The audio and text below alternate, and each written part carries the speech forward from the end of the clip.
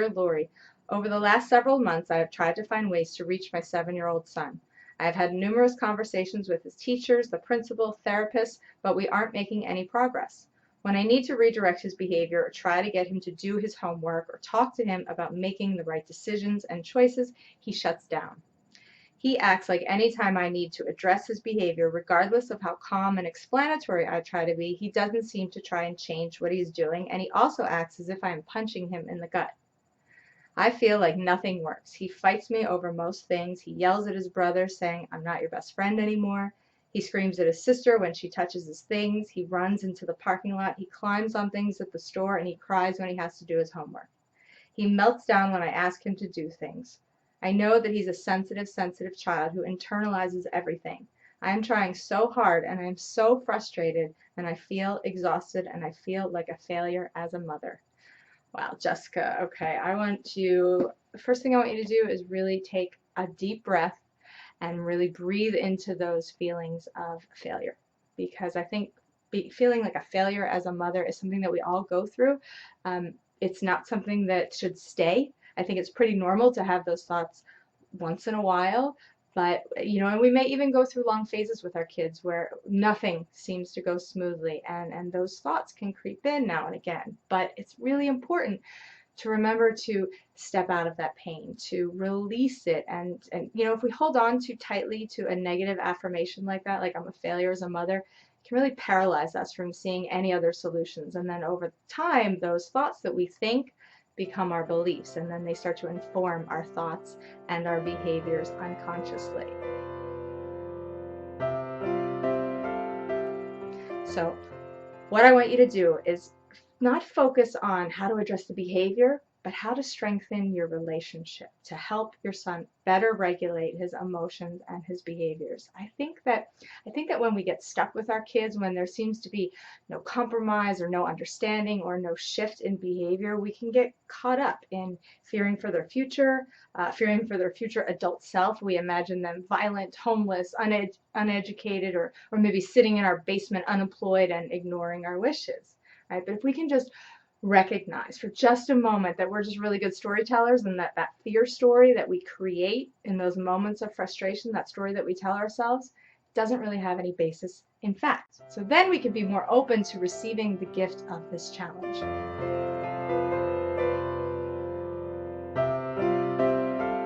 I know that it happens to all of us, and I know that in my heart that these challenges are a chance for us to plug into something deeper. It's a chance for us to grow some part of ourselves, because our children's struggles often point us to what most needs healing in our own inner world.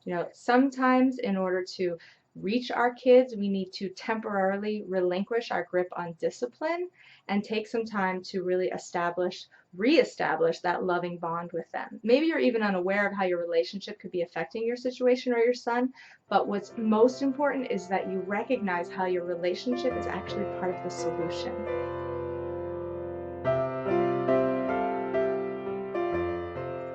Kids who act out negatively do so because they feel bad inside.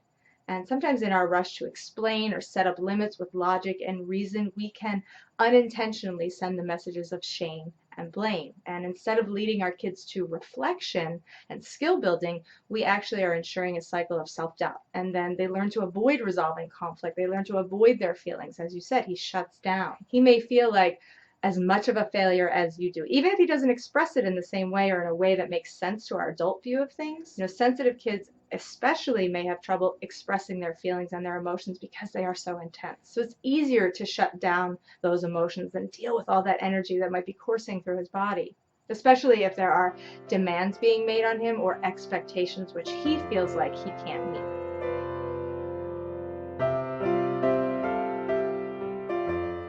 So right now for your son, homework, chores, an interruption in his concentration or his sense of order, like when his sister touches his things, that's an emotional trigger for him. So what I want you to do is I want you to build his tolerance to those triggers by letting go for at least a week or so all of the discipline requirements and all of that focus on behavior. And I just want you to work on building safety and tolerance and acceptance. I don't want you to ignore behavior, But I do want you to only focus on the feelings behind the behavior, and then each day take steps to reconnect with him through play or some enjoyable activity so that you can actually build his sense of trust, not just in you and your relationship, but also in himself. When he sees that you are remaining close and connected and that you aren't getting flustered by his emotions, he's going to learn to grow to trust his own ability to handle his emotions. Kids have a hard time feeling capable when they are under the constant scrutiny of adults. They tend to look to their performance or the reactions of other people as a measure of their self-worth or their acceptance. And if kids see us lose it too often, or if we're judging their actions or resorting to threats, or if they hear us trying to convince them that they don't have to feel a certain way or that they should have thought before they acted, what they really hear is, "You've disappointed me," or "You've let me down," or "Why can't you be more this way," or "Why can't you be more like this," or "I can't handle you." Kids don't want to disappoint us, and you say, "Well, all he has to do is do his homework and stop hitting and not lie to me, and then I wouldn't get upset." But it's not that straightforward. For example, kids who lie, they lie because, yes, they fear getting caught, but they also fear being thought of as a liar. So forcing a child to admit something like a lie is not showing him the consequences of his behavior so much as it's forcing him to feel shame, which only strengthens those negative beliefs about himself.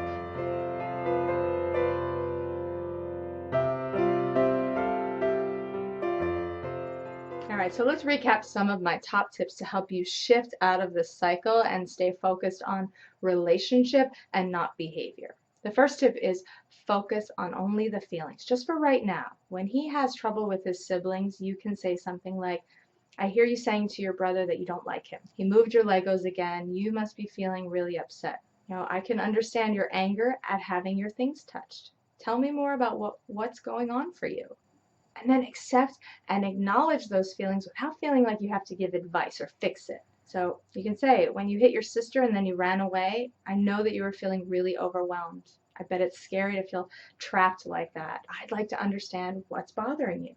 And then use nonverbal language to communicate your understanding and build connection. Make eye contact. Use touch. Lower yourself so that you can meet your child on his level physically. Don't yell directions or demands from 3 rooms across the house. And then take time each week to plan a date with your son or have some quality time before school or right after school. These are often the toughest times for sensitive kids because in the morning they're sort of anticipating the day, anticipating our disconnection when they have to leave for school, and then coming home after a long day, they often need someone to reconnect with so that they can have some help and support releasing any tension from the day. Having strong, supportive relationships are really key to stress management and to building our tolerance. So even a couple of times a week for just 10 or 15 minutes or an outing with your son alone once a week can build his confidence and help him ease any of that anxiety that he may feel. Now, my final tip is to let go of the story that you are telling yourself about the problem. We can't find solutions if we only look at the problem from one angle. Kids have a basic need to feel significant and like they matter and like they belong, and sometimes our well-intentioned discipline strategies can leave them feeling exactly the opposite of significant and valued. And if those basic human needs for belonging and significance are missing, then a child's whole world is turned upside down. He can't build skills in that emotional state. Now, your son may resist or reject your initial attempts at connection or your inquiry into his feelings, but don't let that get you down, and don't let his rejection of you be the last word. Jessica, that is my teachable moment for you, and of course you can find more tips and tools like this on the main website over at teachthroughlove.com. I hope that you found it helpful, and if you did like this video, please consider liking it and sharing it with a friend. And now I want to hear from you guys. What is your fear story? What's the story you tell yourself about your kids, about what's happening in the situation of the conflict that keeps you from looking beyond behavior? Come on over to teachthroughlove.com and leave me a message in the comments and share your story. Until next time, everybody, please remember it's about consciousness, not perfection.